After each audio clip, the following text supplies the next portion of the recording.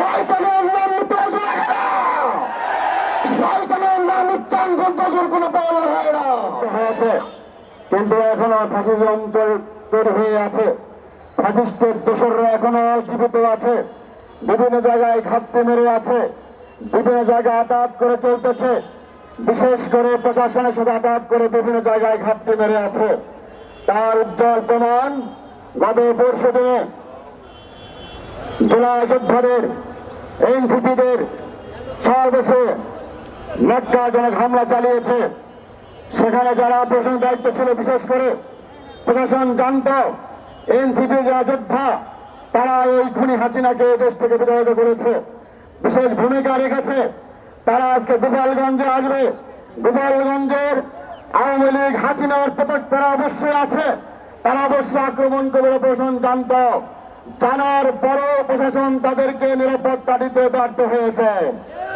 আমরা বলতে স্বরাষ্ট্র উপদেষ্টা জাহাঙ্গীর সাহেব, আপনি মিডিয়ায় বলতেছেন এটা গোয়েন্দা ব্যর্থতা। আমরা জানতে চাই, একই কথা বলতো হাসিনা। হাসিনা এই কথা বলেছিল, পিলখানা হত্যাকাণ্ড এই কথা বলেছিল, স্বপ্ন হত্যাকাণ্ড এই কথা বলেছিল, গোপালগঞ্জে কিভাবে হামলা হলো আপনি এই কথা বললেন। তাহলে আপনাদেরকে ঘোড়ার ঘাস কাটার জন্য আমরা বসে আছি? আপনাদেরকে পাঠানো হয় নাই।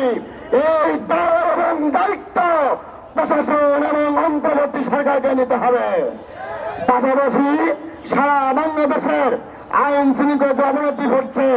ছিনতাই, চুরি, মস্তানি, দখলদারি অবলীলায় চলতেছে।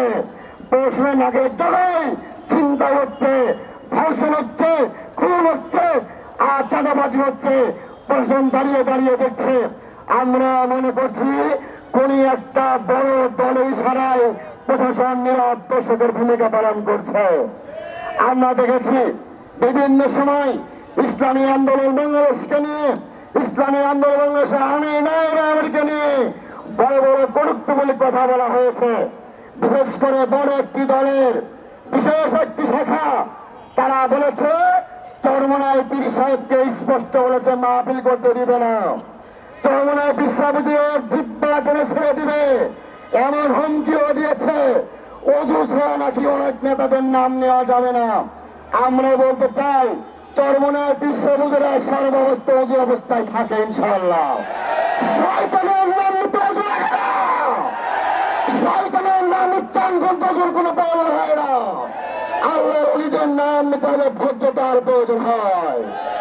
জিব্বা টানে ছেড়ে দিবেন, হাত আমাদের আছে, তোমাদের জিব্বাকে আমরা জিততে পারি। কথা সংযত করে বলবে, ভাষা সংযত রাখবে, উদ্যুক্তপূর্ণ আচরণ করবে, কিন্তু সমীচীন জবাব দেওয়া হবে।